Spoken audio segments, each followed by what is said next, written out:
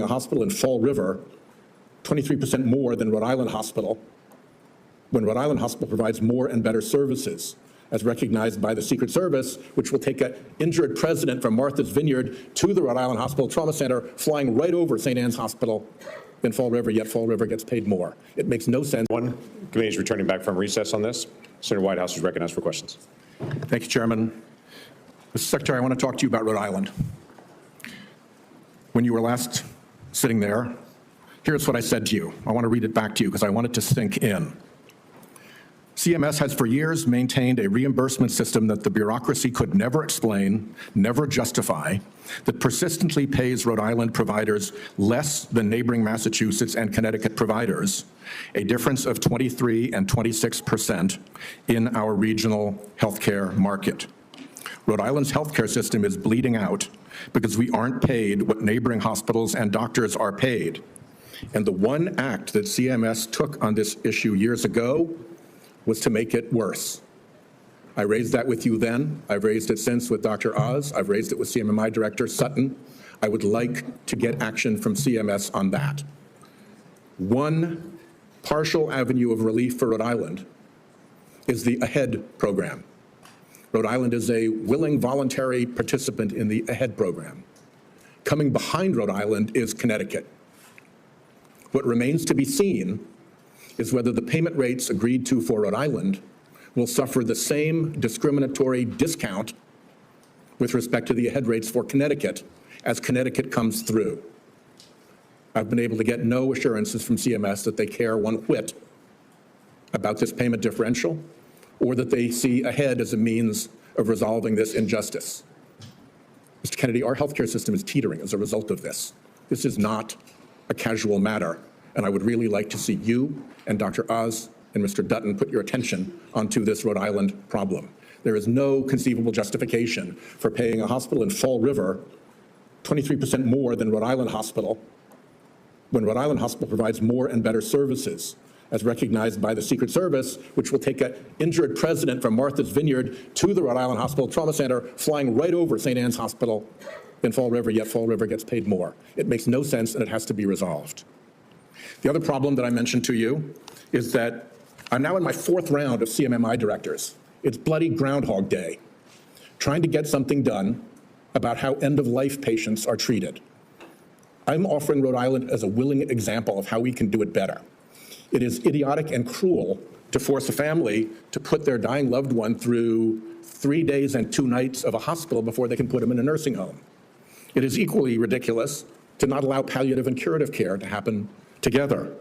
Providing home care when someone is dying, even if they can still get out of the house or into the yard, is a basic thing to ask.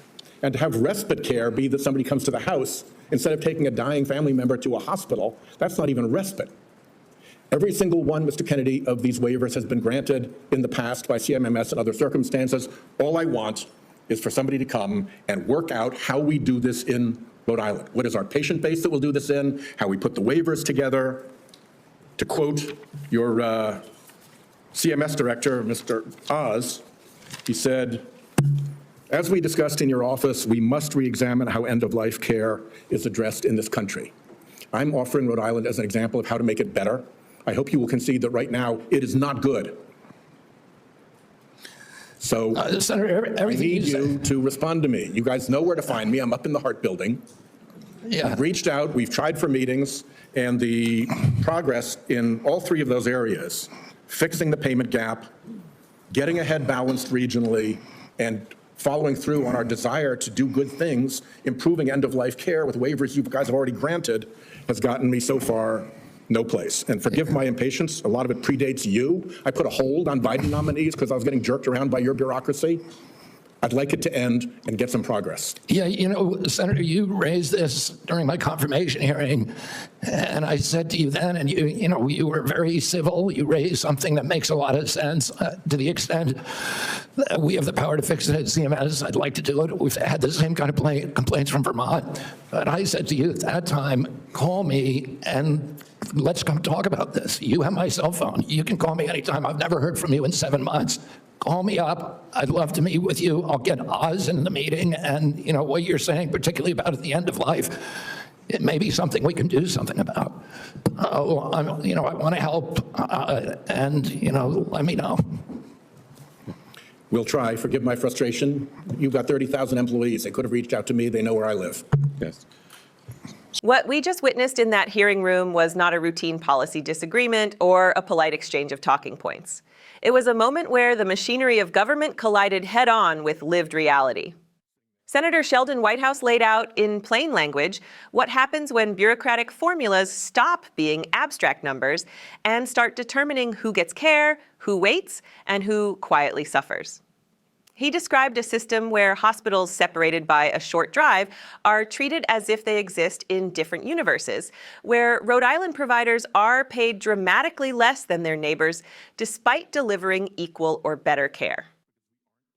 And then he went further to the end of life itself, to the final stretch where policy choices shape dignity, comfort, and compassion. Whitehouse did not speak in slogans. He spoke with frustration earned over years. He described families forced into unnecessary hospital stays, rules that prevent comfort-focused care from existing alongside treatment, and a federal system that has already approved these solutions elsewhere, but cannot seem to act when Rhode Island raises its hand and asks to participate.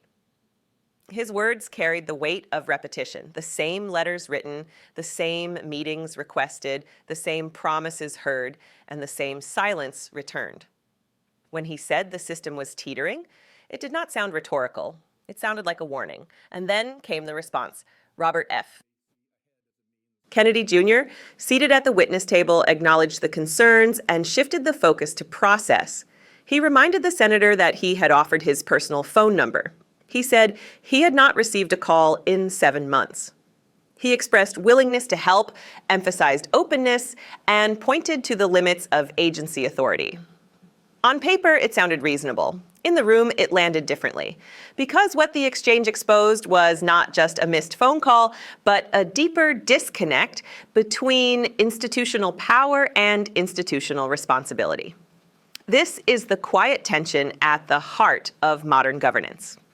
On one side, elected officials describe urgent problems affecting real communities. On the other, agencies with tens of thousands of employees emphasize procedure, channels, and timing. No one raises their voice, no one storms out, and yet the gap between promise and action remains stubbornly wide. When Whitehouse said he had put holds on nominees because he felt ignored by the bureaucracy, it was not a threat. It was a symptom of a system where escalation becomes the only language that seems to get attention. The subject matter makes this moment even more serious. End-of-life care is not a theoretical debate. It is where policy meets humanity at its most fragile point. Rules that force unnecessary transfers, delays, or rigid sequencing are not neutral. They shape how families spend their final days together. Whitehouse's argument was not radical. He was asking for flexibility that already exists elsewhere, for waivers that have already been granted, for pilot programs that could demonstrate better outcomes. He offered his state as a testing ground. What he received, again, was process. Kennedy's response revealed another truth about power in Washington. Authority is often diffused just enough that accountability becomes blurry. The secretary can say he wants to help while the agency moves slowly. The agency can point to regulations while lawmakers point to urgency. And in between, communities wait. The exchange was tense not because of hostility, but because both men were speaking past the same wall. One describing consequences, the other describing channels. This moment matters because it shows how easily government can lose sight of its purpose. Systems designed to ensure fairness can, over time, create new inequities. Rules meant to standardize care can end up denying common sense. And when that happens, frustration does not disappear. It accumulates. It turns hearings into confrontations. It turns patience into exhaustion. And it forces senators to use procedural leverage just to be heard. There was no dramatic resolution in this exchange. No sweeping promise, no immediate fix. Instead, there was something more honest and more unsettling, a clear view of how difficult it has become to translate moral urgency into administrative action. Kennedy said he wanted to help. Whitehouse said he had been trying for years. Both statements can be true at the same time. And that is precisely the problem. In the end, this hearing was not really about Rhode Island alone. It was about whether a system as large as the federal health bureaucracy can still respond to specific human needs without being prodded, pressured, or publicly confronted. It was about whether compassion can survive inside spreadsheets and reimbursement formulas. And it was about whether leadership means waiting for the right call or recognizing that silence itself is an answer. As the gavel moves on and the cameras shut off, the questions raised here do not fade.